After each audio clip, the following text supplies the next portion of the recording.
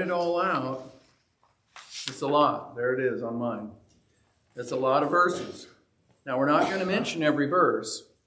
We're not going to study every verse in detail, but we are going to address the concepts that are going on here. The older I get, the more I know. However, the more I know, the more I realize I don't know, and I didn't know. I remember being in high school and being forced to be in English and literature classes. I say forced because those weren't electives, and if they had been, I would not have elected to take them.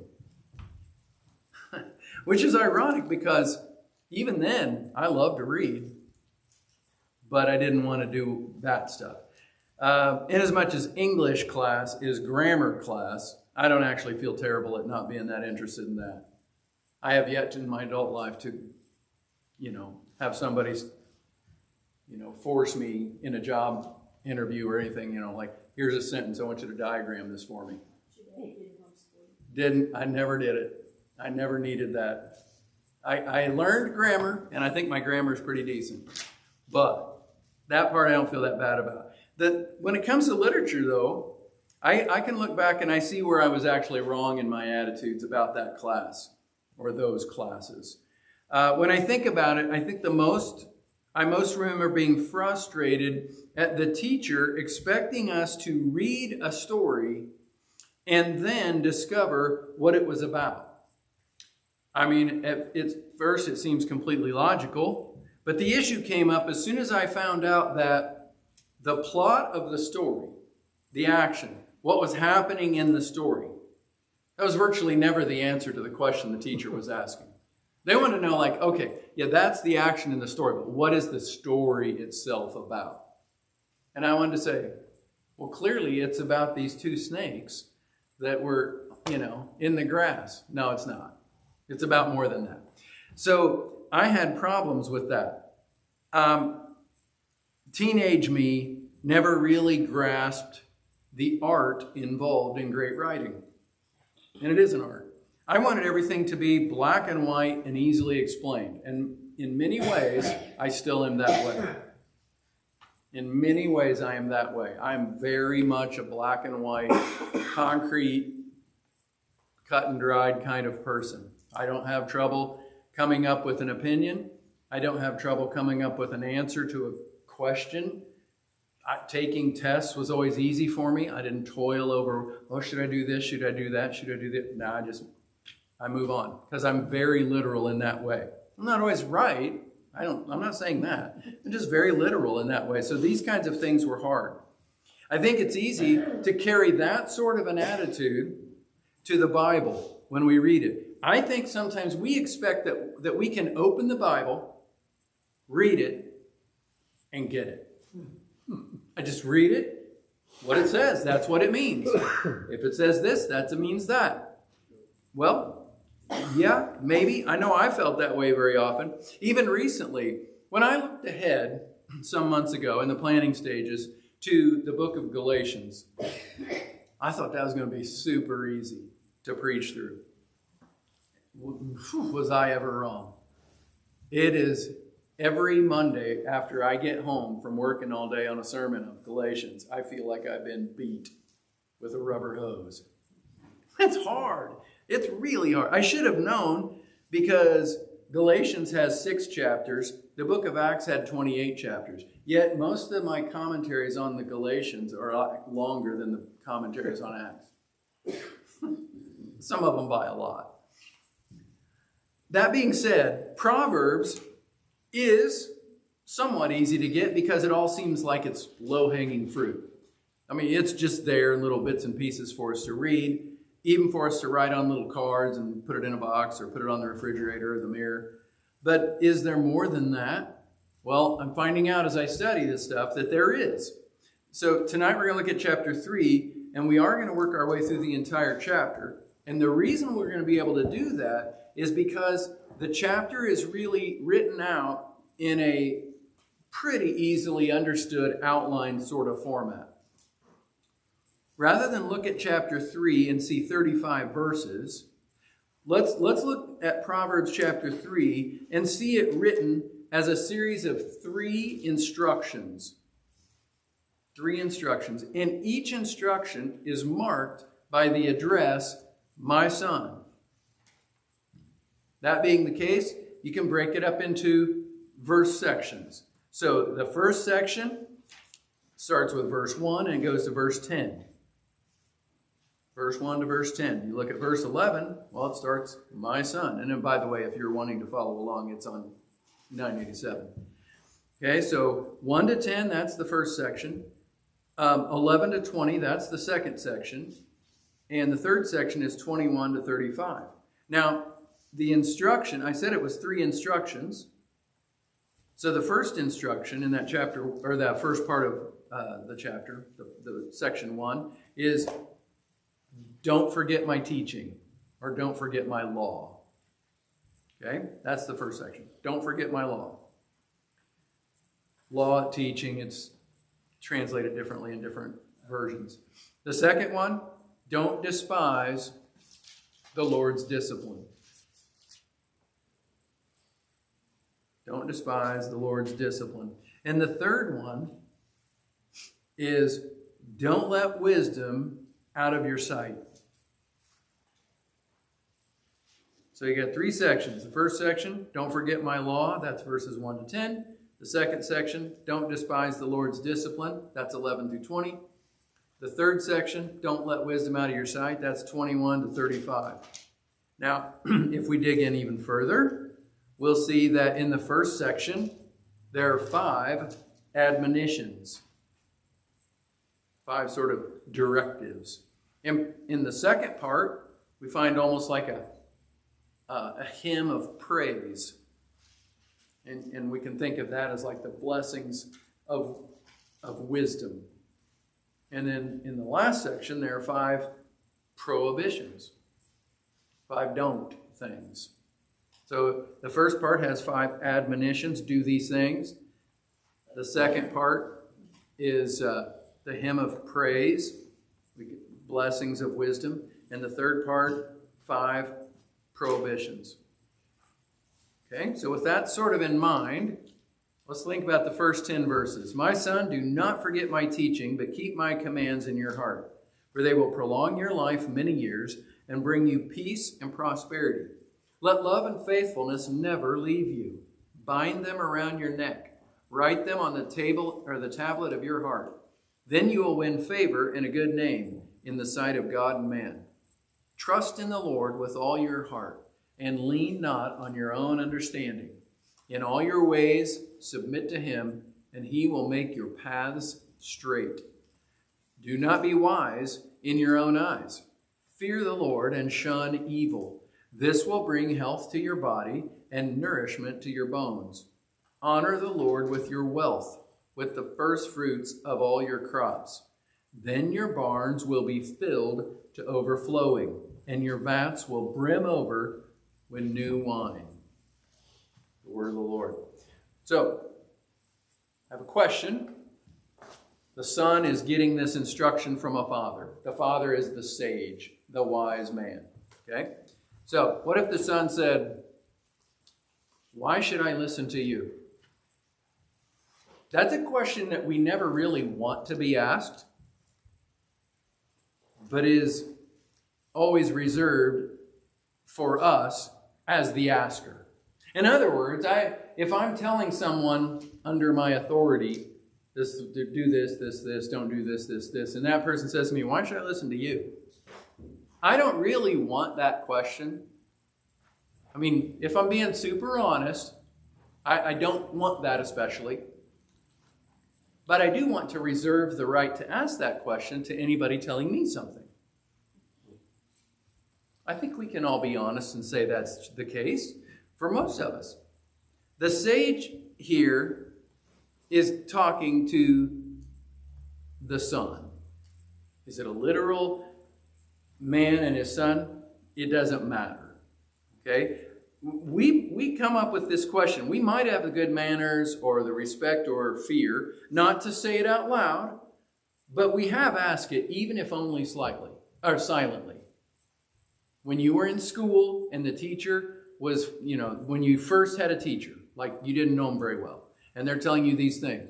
Somewhere in your little mind, you might have thought, why should I listen to you? If it was a substitute teacher, you especially thought that. What do I got to listen to you for? Okay? At the risk of sounding as if I'm promoting a bad attitude, I think we should ask that question. It may seem like insolence to ask it, but it actually makes good sense. We recently studied the letters of John. In 1 John chapter 4, verse 1, the apostle said, "Dear friends, do not believe every spirit, but test the spirits to see whether they're from God, because many false prophets have gone out into the world." So John's saying, you hear this message, you need to ask, why should I listen to you? Test the spirit. Don't be snotty about it, and don't be snarky about it. But it's okay to ask that question. So asking, why should I listen to you, I think is not always sensible. Well, I think it's scriptural based on that 1 John reference. The sage kind of anticipates the question by giving the reasons, even without the interchange back and forth. There are benefits to the wisdom that he's trying to impart. And among those benefits are life, prosperity, and good reputation. Life, prosperity, good reputation. Do not forget my teaching. Keep my commands in your heart, for they will prolong your life and bring you peace and prosperity. Then you will win favor and a good name in the sight of God and men.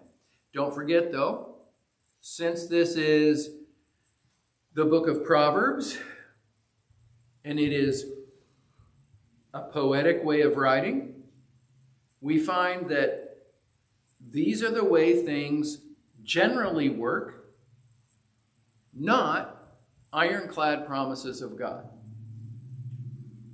You read in Genesis chapter 12, God says to Abraham, I will make your family will be blessed among all people of the earth.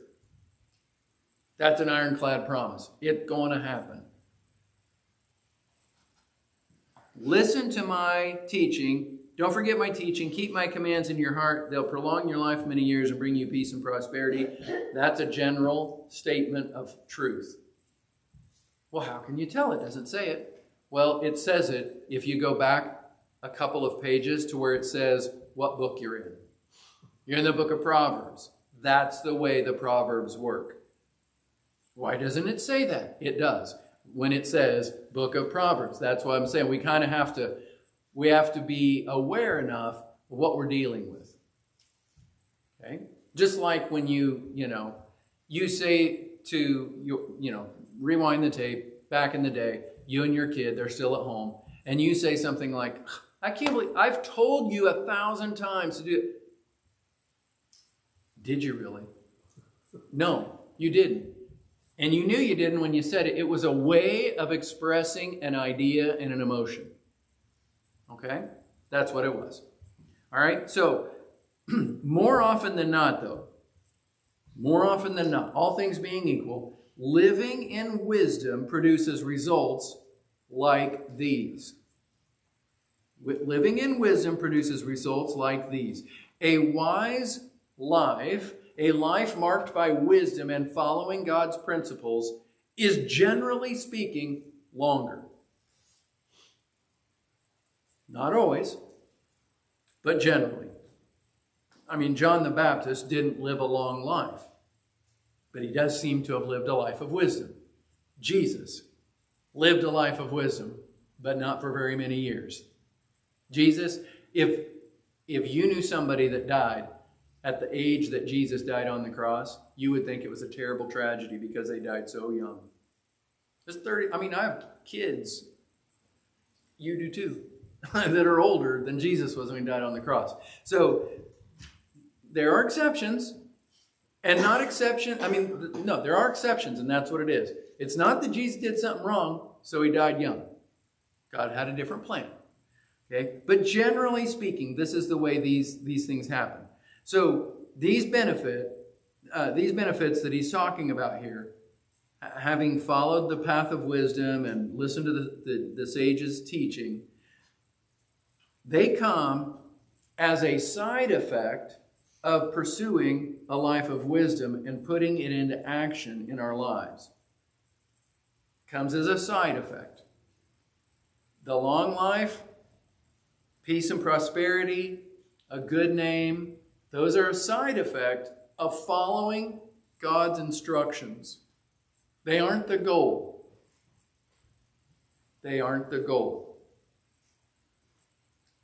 God's goal for you is not just by hook or by crook, somehow we want to make sure you're prosperous in a way that you can post on Instagram and Facebook and people are like, oh, I got to get in on that.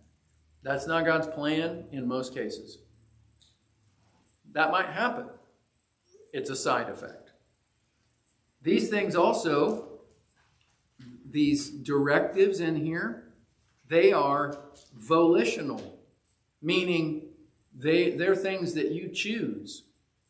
You know how in our bodies we have muscles that are, I don't know, there's a real word for it. No. There are muscles that are voluntary, thank you, and there are muscles that are involuntary. Tonight, I'm going to go to sleep, and I don't have to worry about continually thinking, pump, heart, pump. Keep the blood going. And I'm going to come up with a chant so I remember to do it. Nope. My heart's going to keep doing that whether I want it to or not. I don't have to get in a contest with some students or see who can hold our breath the longest and be worried that anybody's going to die doing it. Because as soon as it's too long for you, your body's going to say, I got this. And it takes over and you breathe again.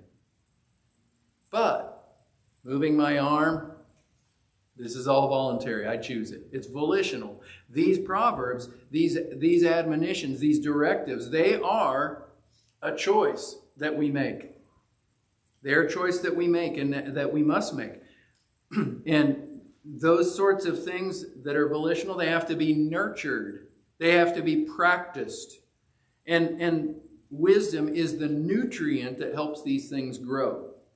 They spring from the will.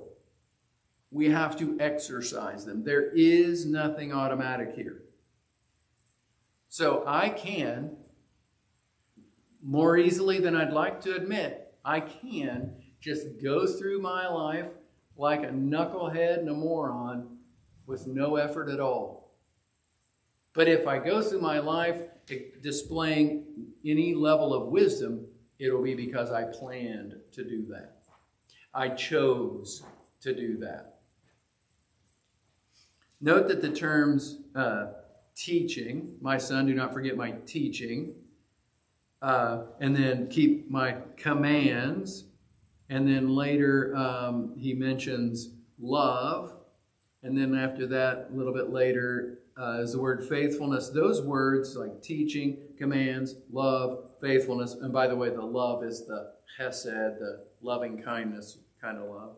Those are all words that are usually used in reference to God. It's sort of a way of showing that what we're after in this wisdom, it's not a Ben Franklin kind of wisdom. It's a godly way of life. When we get to verse 5, as I read that, when I got to verse 5, you might have straightened up a little. If you've been in church a long time, you've heard that verse 5 and 6. If you had the privilege of going to Bible school as a kid, you might have even painted a little plaster plaque with that on there. I did. It was about that big. Trust in the Lord with all your heart. Lean not on your understanding. In all your ways acknowledge Him, and He shall direct your paths. That's an easy one to remember. And it's easy because it was drilled into me when I was little. The thing is, though, this verse here, great memory verse that it is, it follows those other verses. It's tied to those other verses. Don't forget my teaching, keep my commands. They'll prolong your life many years, bring you peace and prosperity. Let love and faithfulness never leave you. Bind them around your neck, write them on the tablet of your heart. Then you'll win favor and a good name in the sight of God and man. Trust in the Lord with all your heart. Okay, so it comes right in there. And then even in that part that we like, the trust in the Lord with all your heart, there is a kind of an admonition, sort of a warning. Lean not on your own understanding. In other words, if you went through verse 1, 2, 3, and 4, and you're like, I'm going to do this thing, and I'm going to apply these verses to my life, and I'm going to work really hard at it, you could. And you might get to where you have a level of wisdom. If at that point you start smelling yourself and thinking, I'm kind of wise. I kind of got this. That's why verse 5 comes in and says, don't just time out. Remember, trust in the Lord with all your heart. Lean not on your own understanding. That's important. The Ben Franklin way of wisdom allows me to lean on my own understanding. Don't do that. Do verse 6 instead. In all your ways, acknowledge Him. Let all your doings point to Him. This is what we would call today Christ-likeness or holiness. We would instantly know that it wouldn't be right to say, trust in the Lord with most of your heart and lean not on your own understanding. In pretty much all your ways, submit to Him and He'll direct your path. No, that doesn't sound right. In fact, that sounds wrong. That sounds dangerously wrong. We know better than that. We have to always be submitted to Him and always be following Him in all our ways. Well, what about this one? Yes, that one too. All our ways. But I don't know that I've done that. Right. I'll be honest with you. I don't know that I've done that either. But as God shows us, then we're like, oh, yeah, that too. Okay. Yeah. I'll do that too. There's always a next thing. That's the Christian walk. If we're a disciple of Jesus, we're learning from Him. He's the teacher. We're the student. He's God. We're not. He says, hey, I've been thinking. Remember that thing? Yeah. Yeah, I don't want you to do that. Then it's decision time. Do I trust Him? Is that going to be one of all my ways? It needs to be. It's the path that He will make straight. He'll make your path straight, right? The path that He makes straight is a path that's been cleared of obstructions. That make your path straight. That's a turn of phrase in the Hebrew where they would take a road and make it easily accessible, easily drivable in our terms.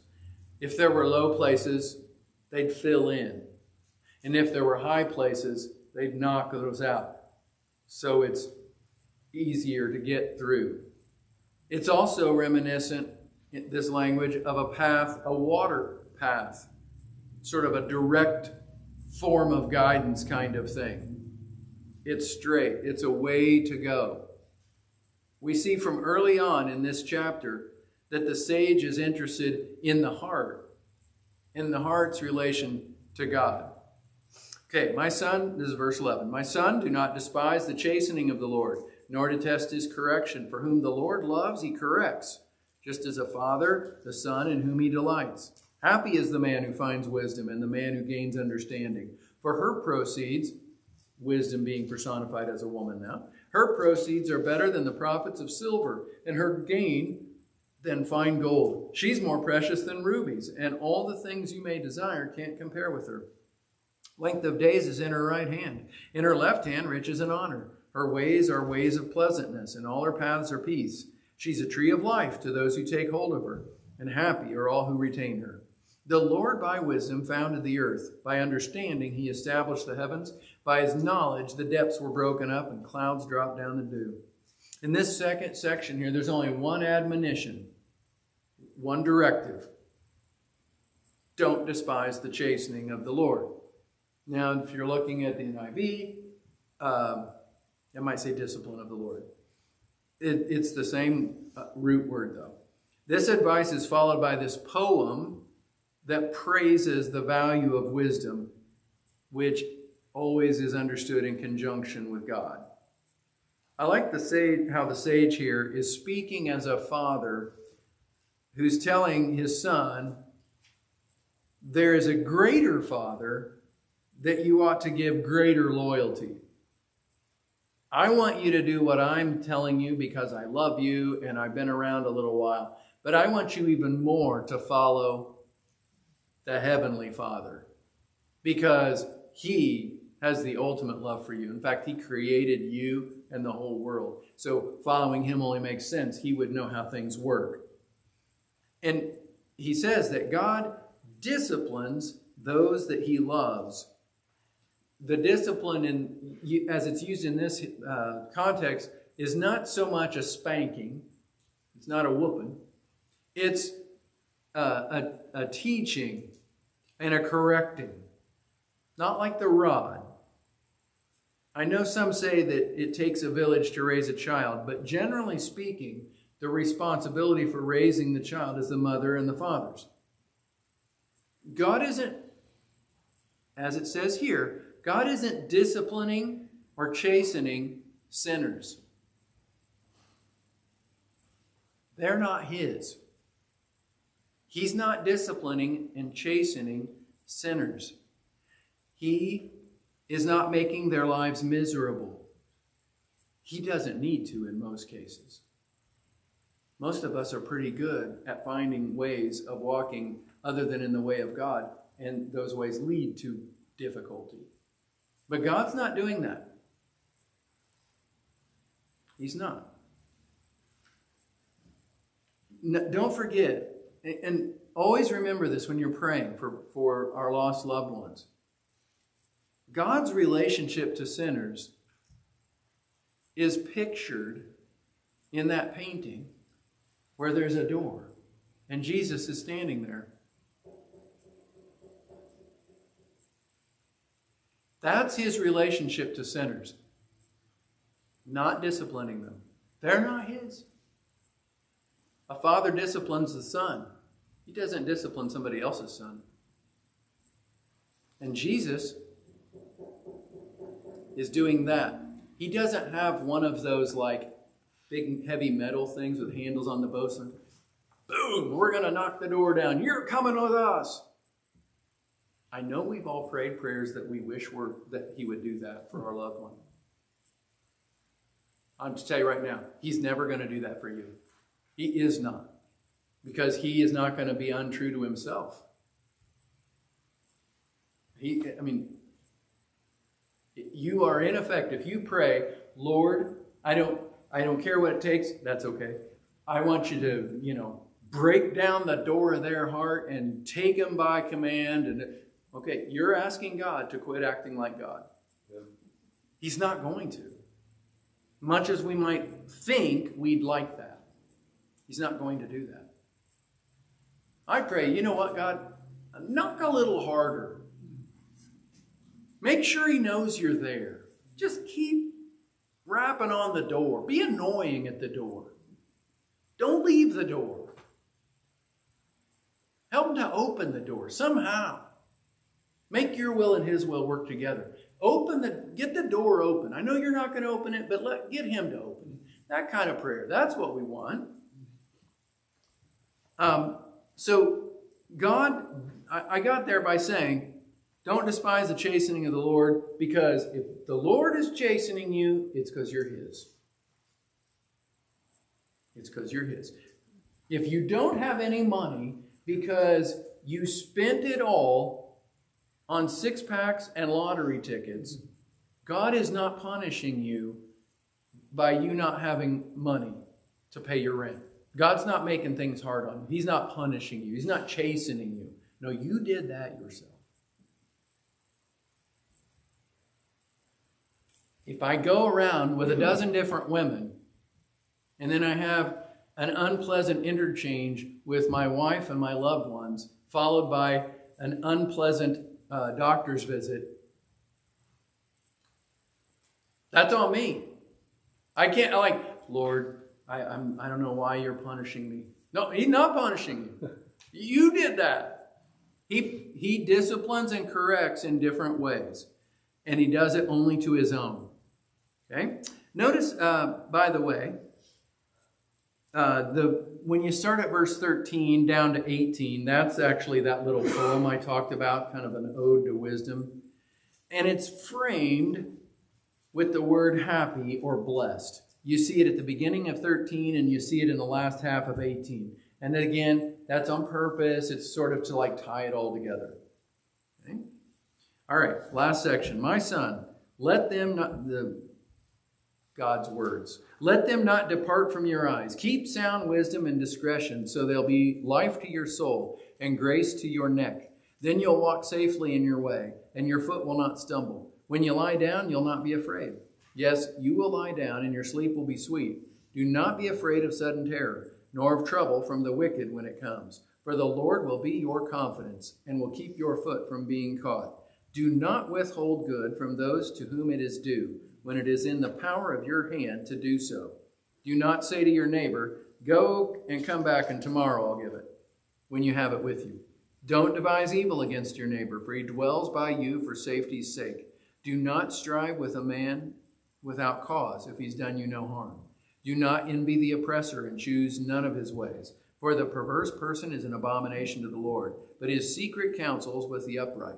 The curse of the Lord is on the house of the wicked, but he blesses the home of the just. Surely he scorns the scornful, but gives grace to the humble. The wise shall inherit glory, but shame shall be the legacy of fools.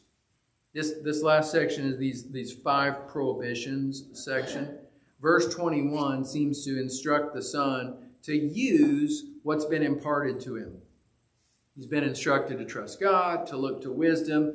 But then there comes a time when we've absorbed these things, and then we must begin to live by them.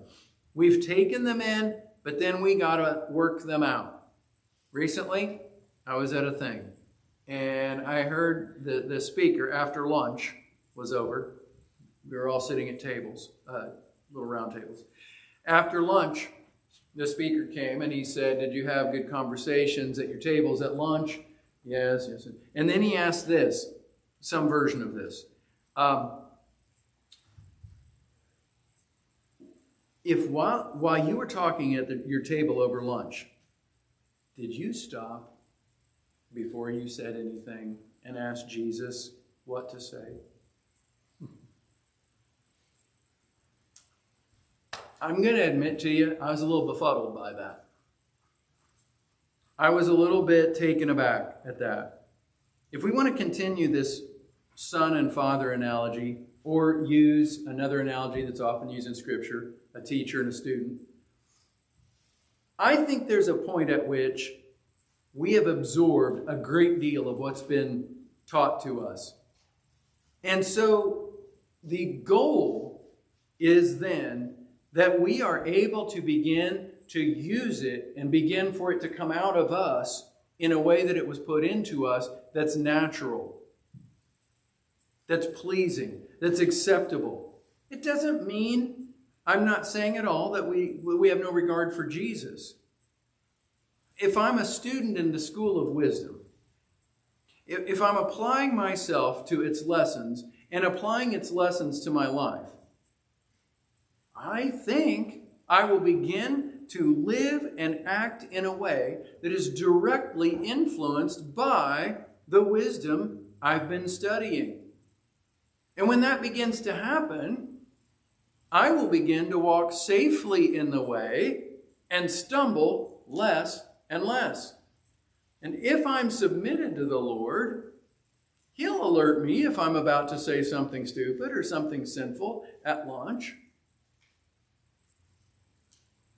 I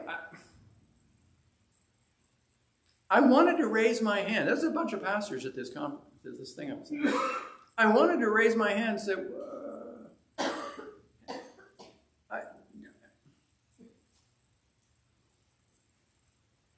yes, we're supposed to live in close contact with Jesus. Sure. And the analogy was given many times. We're being discipled by Jesus, and like the disciples, they were right there and they lived right next to him. And so they were able to talk to him and ask him questions. And then he told them it would be better when he went away than it was even then. And they couldn't understand it at first, but the Spirit was going to come and be in them. And so they could always be having these conversations with Jesus. I get it.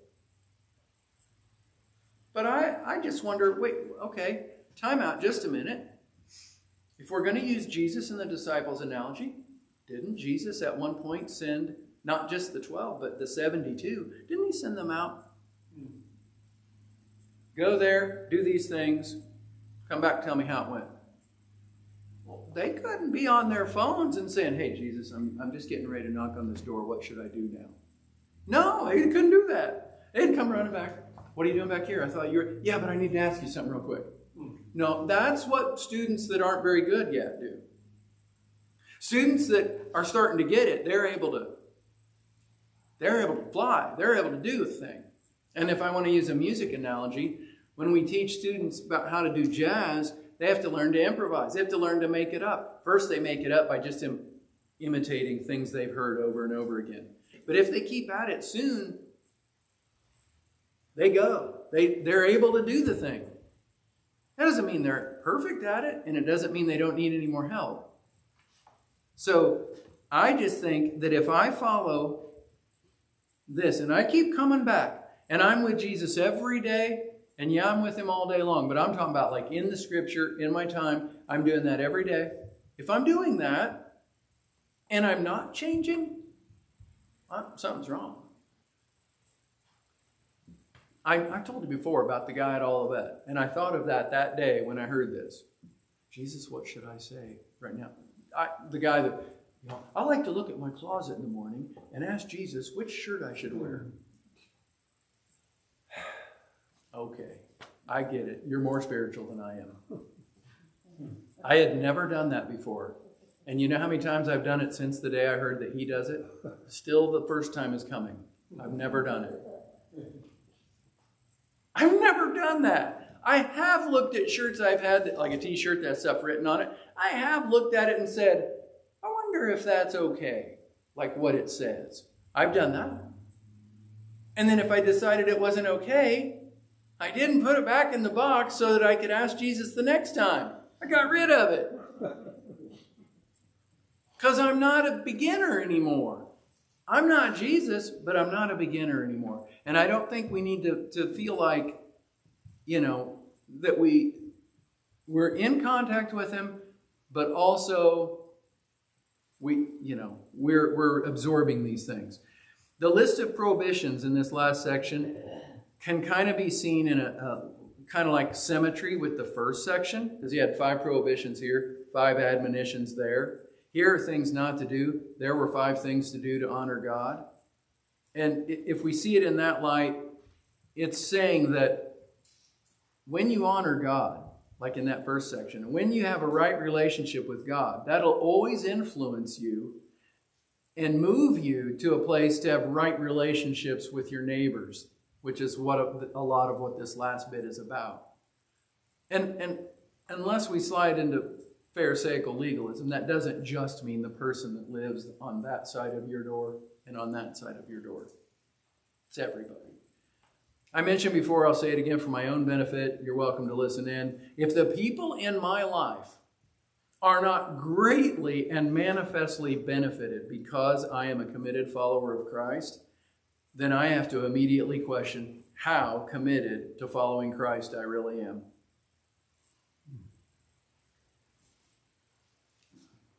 I mean, this whole last section is talking about if your neighbor this, and your neighbor that, and your neighbor the other.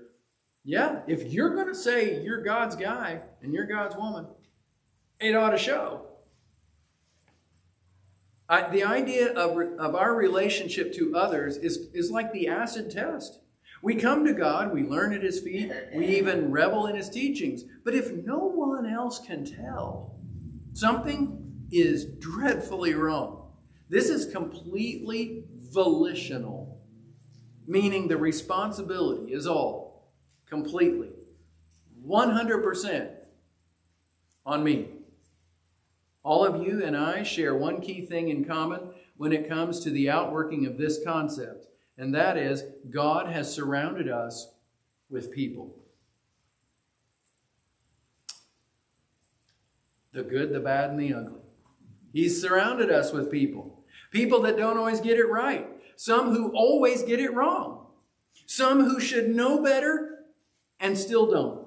And when those things happen, I have to learn to be gracious, and to be gracious on purpose. Not because I'm like swept along in some euphoria of godliness, and I just can't even help myself. I'm just nice to people. Nope. A lot of times it turns out I can help myself. And when I don't act the way Jesus would have wanted me to act, that's exactly what happened. I helped myself. I said, you ought to do that. And I said, you have to put up with that anymore. They should know better. They shouldn't have done that.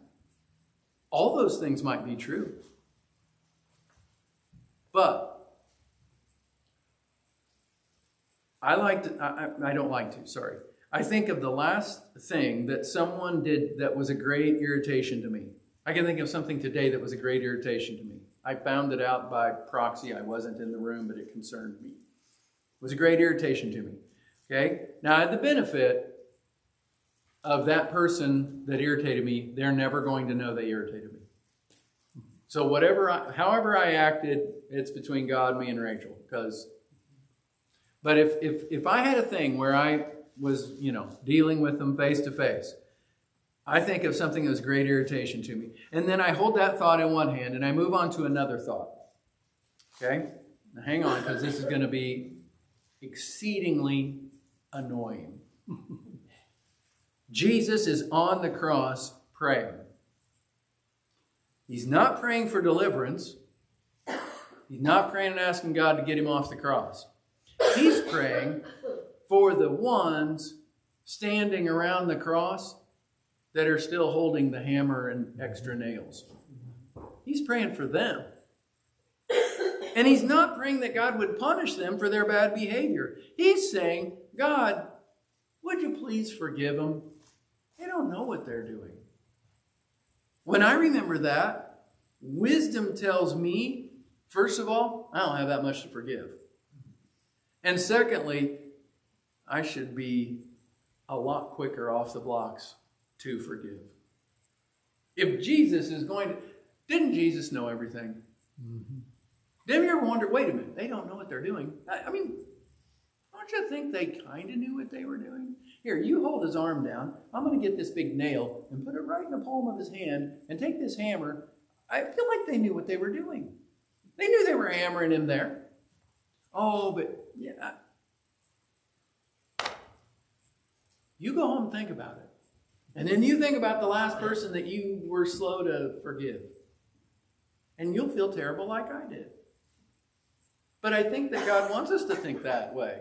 Because not so we'll feel terrible. That's his chastening. Don't despise the chastening of the Lord. He wants me to act more like him, not less. He wants me to act more like Jesus, less like Russ. You have your goals. That's my goal. And some days I'm more successful at it than others. But with God's help, I'm going to keep trying. I'm not unenrolling from the school of wisdom. Father, thank you for this word to us tonight. Help us to remember that you chasten the ones you love. You discipline your children. Help us not to despise that discipline. Help us not to turn from it. Help us to accept it as a badge of honor that we're yours, that you care enough about us to take us in hand and to make us do better, to lead us to do better. Help us to remember that we make choices. No one made us mad. No one did that. We did that. We are responsible for that. And we can live like you want us to live. We thank you. And we most of all thank you that what you've set out for us is not undoable, because we know your Holy Spirit can live in us and empower us to do your will. And so we ask for that. And we ask it all in your name. Amen. Thanks for coming tonight. Yes?